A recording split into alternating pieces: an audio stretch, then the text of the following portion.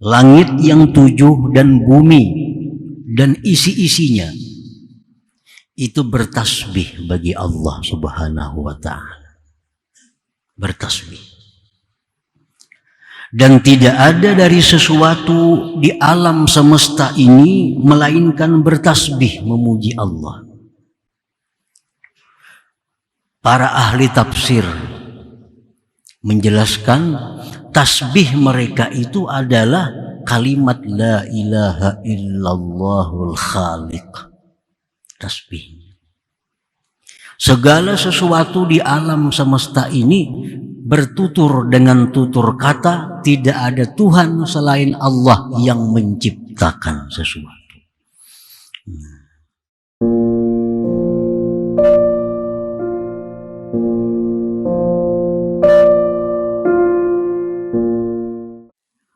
yakni annal insan idza tawaqqafa nadharuhu bi ajramil akwan wa ashkaliha takathafa lahu minha hijabun yahjubuh an nadhari ma fil akwan mujidiha subhanahu wa ta'ala. Bahwa seorang manusia apabila terhenti pandangannya pada benda dan bentuk ini alam, pandangan seorang hamba itu terhenti pada benda dan bentuk alam, baik itu makhluk hidup atau makhluk mati.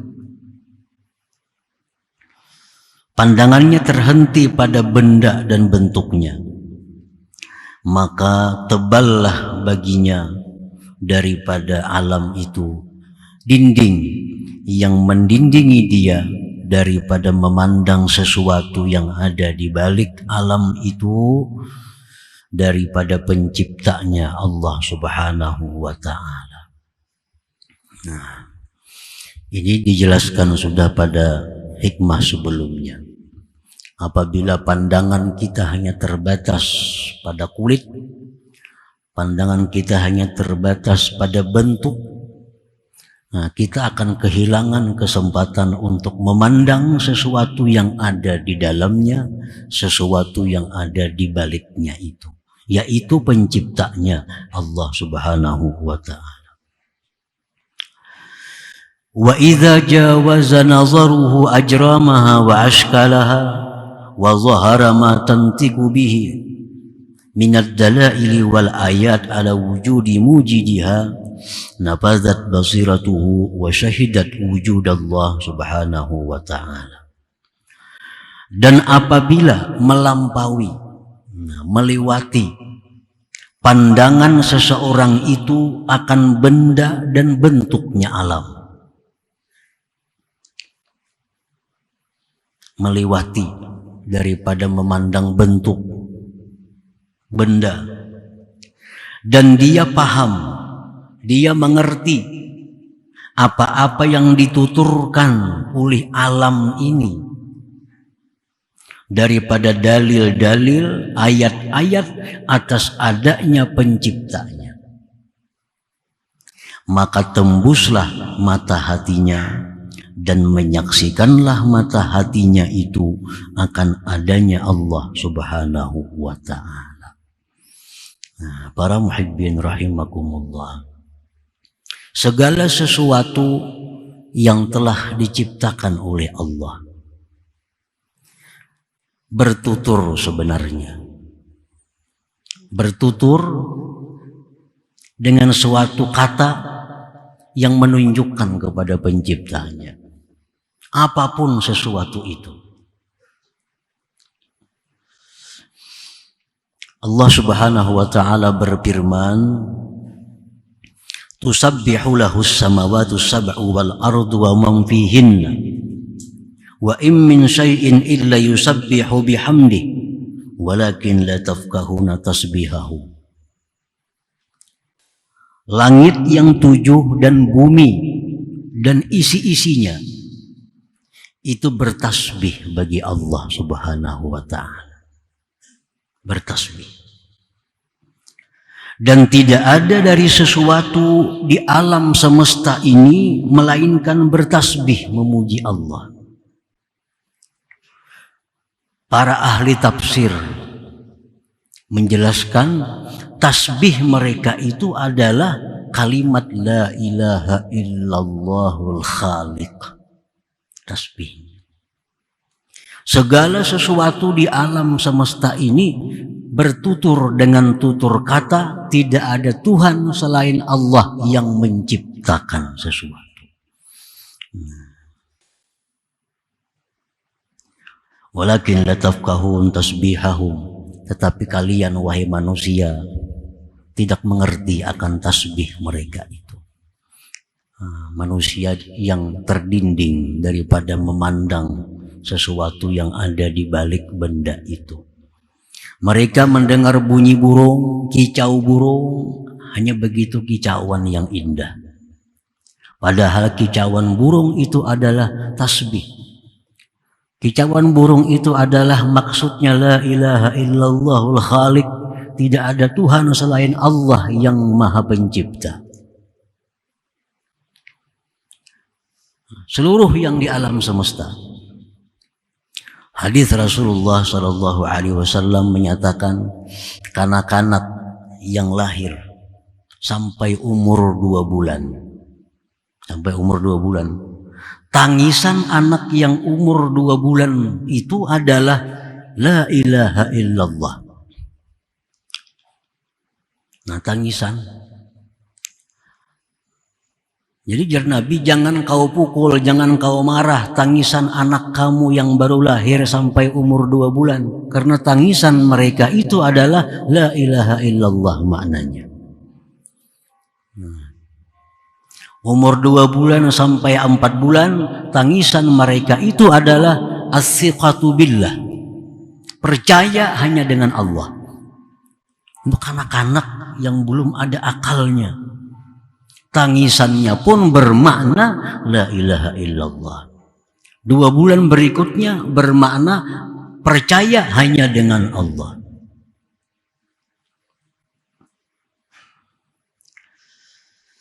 Nah, para muhibbin rahimakumullah. Jadi apabila kita mampu melewati bentuk benda, pandangan kita mampu melewati itu, tembusakan pandangan sampai ke dalamnya, sampai ke baliknya, kita akan mengerti tasbih-tasbih makhluk Allah itu. Nah, apabila sudah demikian, maka mata hati kita akan bisa menyaksikan wujudnya Allah Subhanahu wa ta'ala.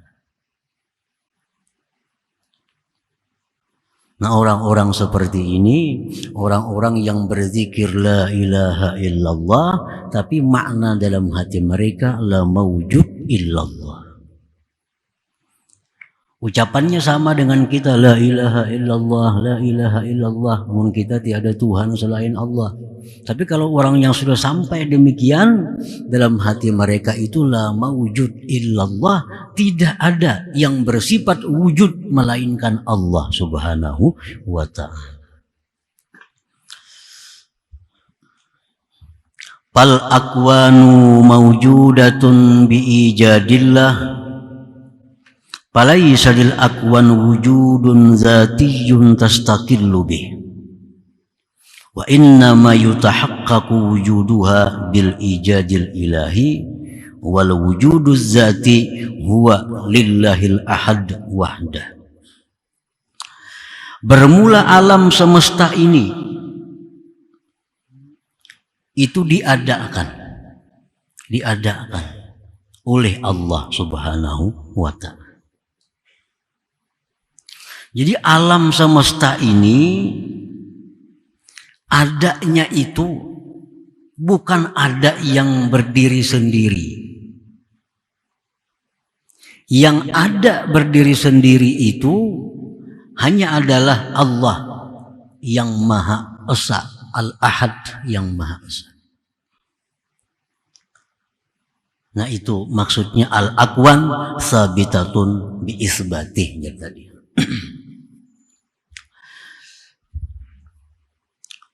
Fal wujuduz zati, maka bermula wujud yang zatnya, ada yang tidak diadakan, itu hanya milik Allah Al-Ahad yang esa.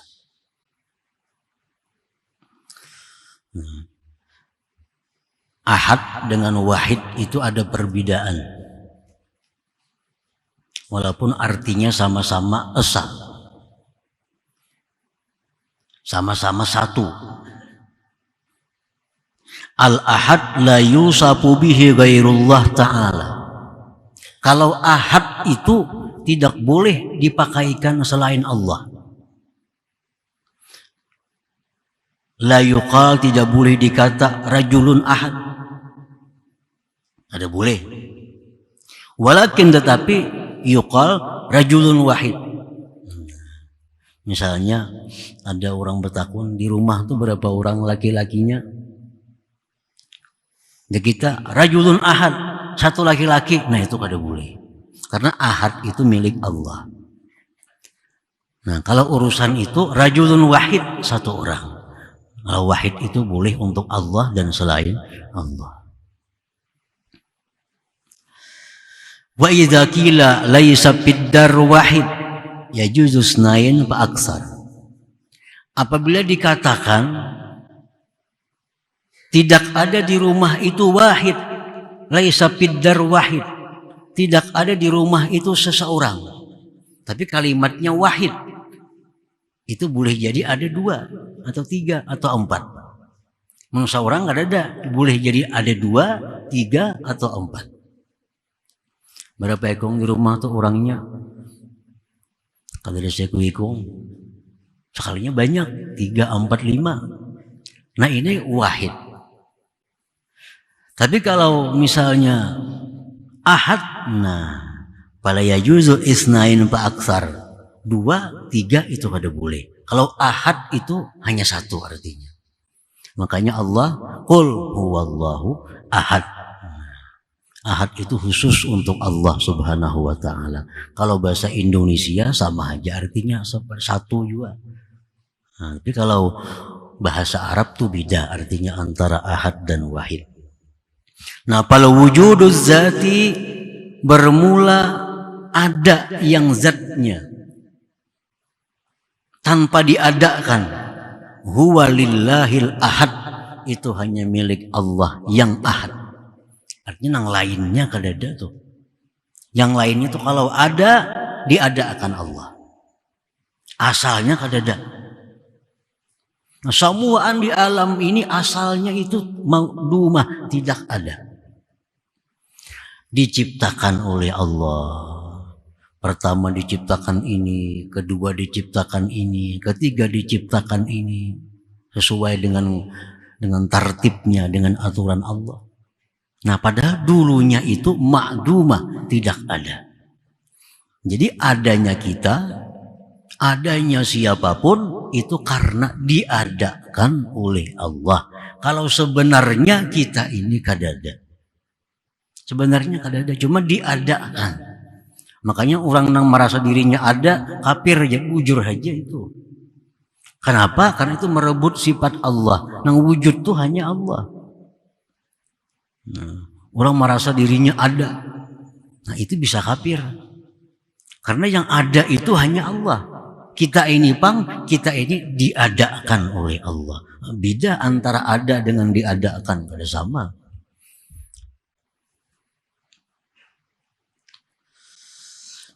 Nah, para muhibbin rahimakumullah. Jadi segala yang ada di alam, baik yang kecil maupun yang besar, baik yang nampak ataupun yang tidak nampak, itu semuanya adalah tidak ada, kemudian diadakan oleh Allah Subhanahu wa ta'ala. Nafal ma'rifatu annal akwana ma'dumatun laulal ijadul ilahi, la hawla laha laulal hawlul ilahi, la quwwata laha laulal quwwatul ilahiyah, la naf'a laha laulal naf'ul ilahi, la dhurra laha laulal dhurrul ilahi, tusmiru awsafan hamidah. bermula makrifat, bermula mengenali dengan pengenalan yang seyakin-yakinnya bahwa alam semesta ini tidak ada jikalau tidak diadakan oleh Allah. Meyakini seyakin-yakinnya bahwa alam semesta ini tidak ada daya baginya jika tidak didayakan oleh Allah. Alam semesta ini tidak ada kekuatan kalau tidak dikuatkan oleh Allah. Meyakini bahwa alam semesta ini tidak bisa memberi manfaat kalau tidak diberi manfaat oleh Allah. Meyakini bahwa alam semesta ini tidak bisa memudaratkan jikalau tidak dimudaratkan oleh Allah. Nah, keyakinan itu akan membuahkan banyak sifat-sifat yang terpuji di dalam diri kita. Kita sudah meyakini, sudah mengenali ma'rifat bujur bahwa alam ini kada ada, jakanya kada diadakan, kada badaya mung kada didayakan, kada bisa memberi manfaat kalau kada dimanfaatkan oleh Allah. Nah, kalau itu yakin bujur dalam hati kita, maka akan timbul sifat-sifat yang mulia di dalam diri kita ini. Minha setengahnya al-ikhlas. Nah, akan timbul ikhlas.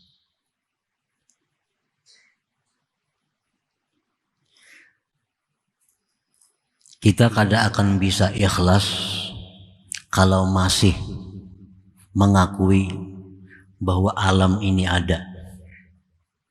Alam bisa memberi manfaat. Alam bisa memberi mudarat. Alam bisa diharapkan. Nah, kalau kita masih demikian, kita kada akan bisa seumur hidup untuk ikhlas beribadah karena Allah. Kada bisa. Kalau kita masih meyakini dalam hati bahwa alam ini ada, alam ini berguna, alam ini memberi manfaat, alam ini memberi mudarat, masih ada dalam hati kita demikian, kita kada akan bisa ikhlas beribadah seumur hidup kita.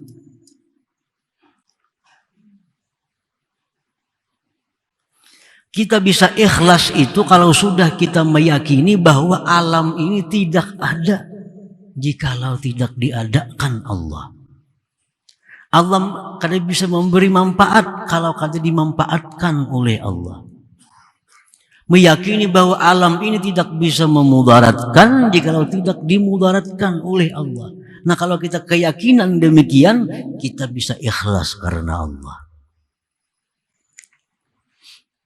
Jadi kayak apa aja, kitab apa aja, guru mana aja, kada kawa ikhlas belajar. Asitu kamari menuntut ilmu, kada bisa ikhlas. Kenapa? Karena dasarnya belum dirubah. Pokoknya belum dirubah. Keyakinan yang paling dasar masih dahulu. Nah, kayak apa arti ikhlas? Ini. Apa keuntungan ikhlas? Ini. Apa bahayanya orang kada ikhlas? Ini. Tapi dipraktikkan kada kawa. Kenapa? Karena dalam hati masih mengakui adanya alam ini. Dalam hati masih mengakui bahwa alam bisa memberi manfaat, bisa memberi mudarat. Nah, itu pokoknya di situ. Kalau kita sudah mengakui ini, walaupun sehari belajar ikhlas bisa. Tapi akui dulu ini. Akui dulu bahwa alam tidak ada. Mana ada nih Bang, kenapa? Itu diadakan benar aja. Diadakan benar aja. Isukin bisa kada ada lagi. Kalau Allah menghendaki, isuk bisa kada ada lagi.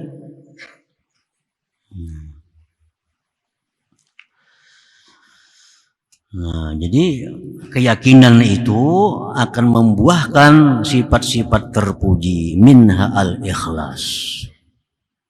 Fala ya'malu illa lillahil ahadil haq, maka dia tidak beramal kecuali karena Allah yang esa, yang sebenarnya.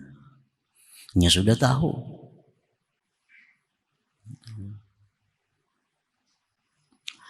Fahina idin yatahaqqaqu iqraru abdi, ketika itu dia tidak beramal kecuali karena Allah, nampaklah pengakuan hamba, inna salati wa nusuki wa mahyaya wa mamati lillahi rabbil alamin.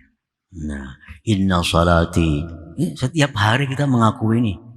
Berapa kali sehari kita mengakui di hadapan Allah, sembahyangku, ibadah-ibadahku, hidupku, matiku lillah, karena Allah. Bujur garang itu. Kita ini mengakui sembahyangku, ibadah-ibadahku, bahkan hidup matiku karena Allah. Bujur kada. Nah, itu kada akan bisa kalau kita belum merubah keyakinan. Keyakinan yang selama ini menganggap alam ada, ganti. Alam itu tidak ada kalau tidak diadakan oleh Allah. Alam itu kada bisa memberi apa-apa kalau tidak diberi oleh Allah. Nah, bila sudah itu dirubah keyakinan, itu hanyar bujur pengakuan kita, inna salati wa nusuki wa mahyaya wa mamati lillahi rabbil alamin. Para muhibbin rahimakumullah, ini pengertian bahwa sembahyangku, ibadah-ibadahku, dan hidupku. Nah, hidup karena Allah itu macam apa? Hidupku karena Allah. Hidup karena Allah itu adalah orang-orang yang menggunakan apapun yang diberi Allah, dia gunakan kepada jalan yang diridai Allah. Itu bagian dari hidup karena Allah. Sedangkan mati karena Allah, mati dalam menuntut ilmu, itu mati karena Allah. Mati sedang beribadah kepada Allah, itu mati karena Allah.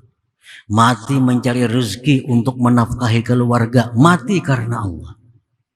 Nah, itu artinya wa mahyaya wa mamati lillahi rabbil alamin.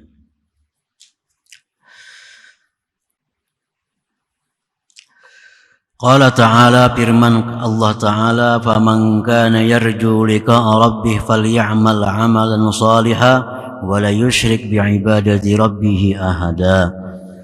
Barang siapa yang ingin bertemu Tuhan di surga, hendak bertemu Tuhan, beramallah amal saleh dalam dunia, dan jangan mensekutukan dengan ibadah kepada Tuhan itu ahada. Nah, ini kalimatnya ahada, seorang juga pun. Kalau hendak bertemu Allah di dalam surga, itu mesti beramal saleh dan jangan mensekutukan ibadah itu kepada selain Allah.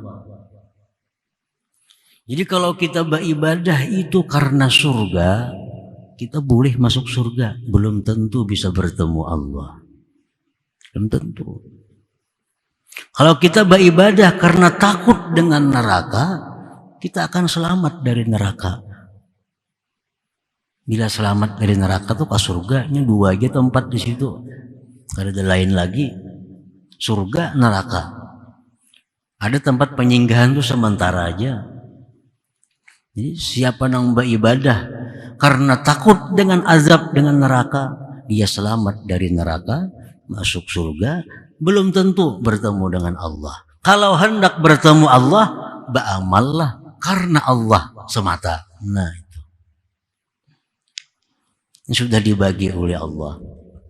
Siapa yang beramal karena dunia, dia beramal supaya sugi, dia beramal supaya dipuji orang. Itu dia Tuhan kada ada pahalanya, dan belum tentu dia dapatkan apa yang diharapkannya. Orang beramal supaya sugih, belum tentu sugih. Orang beramal supaya dipuji orang, belum tentu dipuji orang. Kalau pahala sudah jelas kada ada.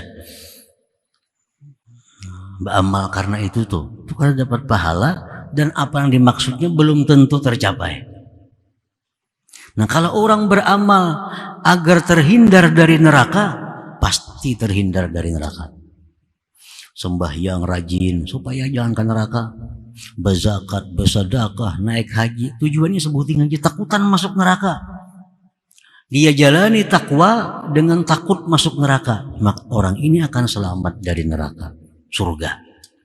Nah, orang yang beramal semuaan mengharap surga, sembahyang supaya ke surga matinya, puasa supaya ke surga matinya, zakat supaya ke surga matinya, akan ke surga matinya. Nah, kalau orang hendak bertemu Allah, mesti karena Allah. Mesti karena Allah. Kalau kita hendak bertemu Allah, maka beribadahlah karena Allah. Nah, bila beribadah kita karena Allah, kita akan bertemu Allah. Bila bertemu Allah, pasti ke surga matinya. Karena orang yang bisa bertemu Allah itu hanya orang-orang ahli surga. Nah, para muhibbin rahimakumullah. Yang kedua yang ditimbulkan oleh keyakinan tadi, at-tawakkul, tawakal. Nah, tawakal. Kalau kita sudah meyakini tadi alam tidak ada jika tidak diadakan, alam tidak bisa apa-apa kalau tidak diapa-apakan oleh Allah, itu sudah keyakinan itu, kalau kita bisa bertawakal lawan Allah. Bisa bertawakal dengan Allah.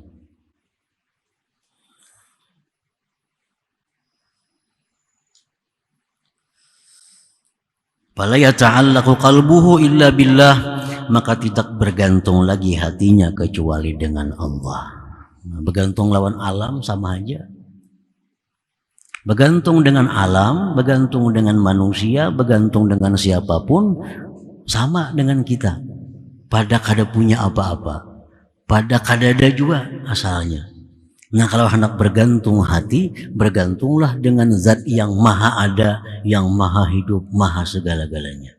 Nah, itu akan bisa kalau sudah ada keyakinan tadi bahwa alam semesta tidak ada jika tidak diadakan oleh Allah. Jadi segala sifat-sifat yang baik dasarnya mesti di situ dulu. Mesti keyakinan bahwa alam tidak ada itu.